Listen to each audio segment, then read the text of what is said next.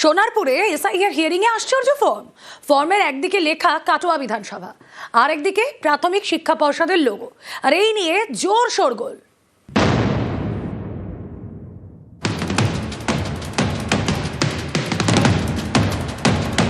এটা সোনারপুরে বিলি হওয়া এসআইআর হিয়ারিং ফর্ম। এই ফর্মের বাঁদিকে ওপরের অংশে লেখা কাটোয়া বিধানসভা, আর ফর্মের ডান দিকে প্রাথমিক শিক্ষা পর্ষদের লোগো। ফর্মের যেখানে কাটোয়া বিধানসভা লেখা, সেই অংশটি পেন দিয়ে কেটে লেখা হয়েছে সোনারপুর উত্তর বিধানসভা। অভিযোগ, এই ফর্ম বিলি করা হয়েছে দক্ষিণ চব্বিশ পরগনার সোনারপুরের দুটি বুথে। একটা ফর্ম দেওয়া হয়েছে, এটা বংশধরের বিবরণ চাইছে। এখানে যে ফর্মটা দেওয়া হয়েছে, এখানে হচ্ছে কাটোয়া বিধানসভা আছে এবং শিক্ষা পর্ষদের লোগো আছে। সেই কারণে আমার একটু সন্দেহজনক মনে হয়। দক্ষিণ চব্বিশ পরগনার সোনারপুরে রাজপুর সোনারপুর পুরসভা। বুধবার এখানকার 32 নম্বর ওয়ার্ডের দুটি বুথে বিলি করা হয় এসআইআর হিয়ারিং ফর্ম। অভিযোগ, তার মধ্যে বেশ কয়েকটি ফর্মে লেখা কাটোয়া বিধানসভার নাম, সঙ্গে প্রাথমিক শিক্ষা পর্ষদের লোগো। এ নিয়ে শোরগোল পড়ে যায়। স্থানীয়রা বিষয়টি নিয়ে এলাকার কাউন্সিলরকে জানান। তিনি ফর্ম বিভ্রাটের কথা জানান বিডিওকে। এদেরকে বলা হয়েছে, তো এরা বললো কাটোয়া বিধানসভা কেটে আমরা রাজপুর সোনারপুর করে আমরা স্টাম্প মেরে দিই। এরা নির্বাচন কমিশন থেকে দেওয়া নয়, এটা এরাই এখানে এই গন্ডগোলটা করছে। এটা পুরোপুরি একটা স্ক্যাম। এটা আমি জানি না নির্বাচন কমিশন এই ফর্মটা কোথার থেকে পেলেন এবং কেনই বা এই ফর্মটা মানুষকে দেওয়া হচ্ছে তার পরিবারের প্রমাণ করবার জন্য। এখানে যারা আছেন দায়িত্বে, বিএলও থেকে শুরু করে ইআরও থেকে শুরু করে, তারা প্রত্যেকেই তো প্রথমে অস্বীকার করলেন, পরে বললেন যে হ্যাঁ আমরা এটা দিয়েছি, যার মনে হয় জমা দেবে, যার মনে হয় জমা দেবে না। নির্বাচন কমিশন আদৌ এই ফর্ম দিয়েছে কিনা তা আমাদের সন্দেহ আছে। আমরা অবিলম্বে নির্বাচন কমিশনের কাছে দাবি রাখছি, যে ফর্মটা সোনারপুর বিডিওর মাধ্যম দিয়ে ডিস্ট্রিবিউট হচ্ছে সেটা তদন্ত করা হোক এবং এই বিডিও এআরও যারা আছে তাদের সবাইকে তলব করা হোক, কারণ আমাদের দৃঢ় বিশ্বাস এটার পেছনে চক্রান্ত রয়েছে তৃণমূল কংগ্রেস। সোনারপুরের বিডিও সিঞ্জিনী সেনগুপ্ত জানিয়েছেন, ইআরও ভুল ফর্ম বিলি করেছেন। ফর্মগুলি বাতিল করা হয়েছে, নতুন ফর্ম বিলি করা হয়েছে। সোনারপুর থেকে অর্পণ মণ্ডল, নিউজ 18 বাংলা। এসআইআর শুনানিতে ফের ডিএনএ টেস্টের দাবি। মালদার হরিশ্চন্দ্রপুরের পর উত্তর চব্বিশ পরগনার বাগদা। পূর্বপুরুষের কবরের মাটি নিয়ে শুনানিতে, কবরের মাটি নিয়ে হিয়ারিং এ একই পরিবারের 7 সদস্য। বাগদার রামনগরে ডিএনএ টেস্টের দাবি। শুনানিতে নানা নথি দেওয়ার পরেও হয়রানির অভিযোগ।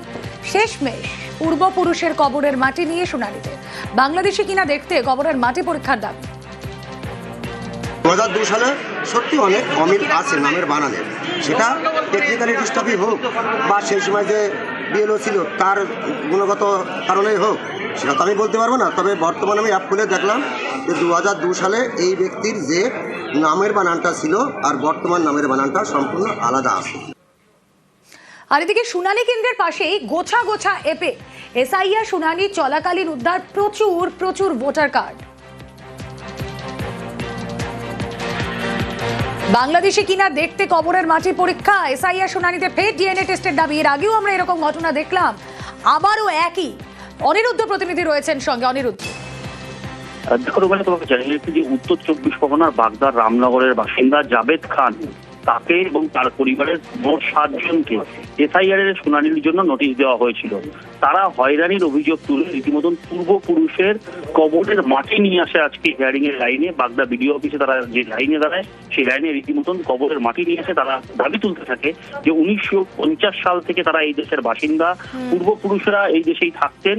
বারবার করে কাগজের নাম করে তারা একাধিক কাগজপত্র দেখানো সত্ত্বেও তাদেরকে এই শুনানিতে ডাকা হয়েছে। হয়রানির অভিযোগ তুলেছেন এবং সেই কারণেই আজকে কবরের মাটি নিয়ে এসে পরীক্ষা করবার দাবি তুলেছেন। তারা জানিয়েছেন যে এই কবরের মাটি নিয়ে এসে এটা আমার ডিএনএ টেস্ট করা হোক, কারণ এটা আমার বাবার বাবা, তার বাবারও, আমাদের পূর্বপুরুষ 1950 সাল থেকে এখান থেকে তারা আছে।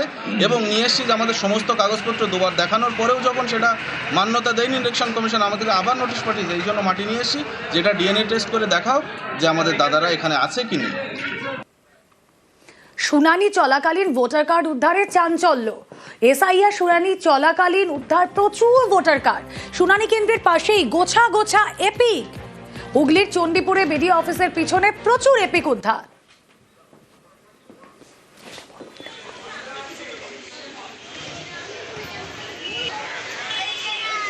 মাটির তলায় পুঁতে রাখার দাবি। মাটি সরে বাতিল এপিক বেরিয়ে এসেছে বলে দাবি বিডিও অফিসের। এই জায়গাটায় পেয়েছেন এপিক কার্ডগুলো আমাদের বিডিও অফিসের পিছন দিকে। এগুলো সব বাতিল কার্ড, এগুলো সব যাদের ডিজিটাল কার্ড জমা দিয়ে গেছে বা মৃত ব্যক্তি সে কার্ড জমা দিয়ে গেছে, সেই কার্ডগুলো আমরা ওই মাটির মধ্যে পুঁতে দিয়েছিলাম। যেগুলো অসমান ছিল এসআইআর হিয়ারিংয়ের জন্য মাটিটা হয়তো চালিয়েছে, সেই জন্য হয়তো এই কার্ডগুলো একটু বেরিয়ে এসেছে। সুপ্রিম কোর্টের নির্দেশ মেনে আত্মসমর্পণ করতেই হবে বিডিও প্রশান্ত বর্মনকে। শুক্রবারের মধ্যে আত্মসমর্পণ করতে হবে খুনে অভিযুক্ত রাজগঞ্জের অপসারিত বিডিওকে। হাতে আর কয়েক ঘন্টা।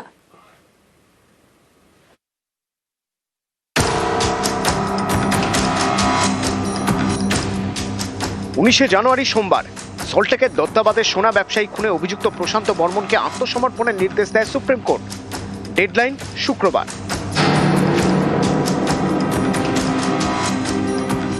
শুক্রবারের মধ্যে বিধাননগর আদালতে আত্মসমর্পণ করতেই হবে প্রশান্ত বর্মনকে।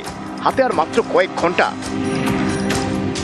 প্রশান্ত বর্মনের গতিবিধির উপর নজর রাখছে পুলিশ। তদন্তকারীরা জানতে পেরেছেন তিনি ভিন রাজ্যে গা ঢাকা দিয়ে রয়েছেন, তার ছক দেশ ছেড়ে পালানোর। তাহলে কি প্রশান্ত বর্মন শুক্রবার আত্মসমর্পণ করবেন না? না করলে তাকে গ্রেপ্তার করার সুযোগ পাবে পুলিশ। গত 30 অক্টোবর নিউ টাউনের যাত্রাগাছি থেকে সোনা ব্যবসায়ী স্বপন কামিল্লার দেহ উদ্ধার হয়।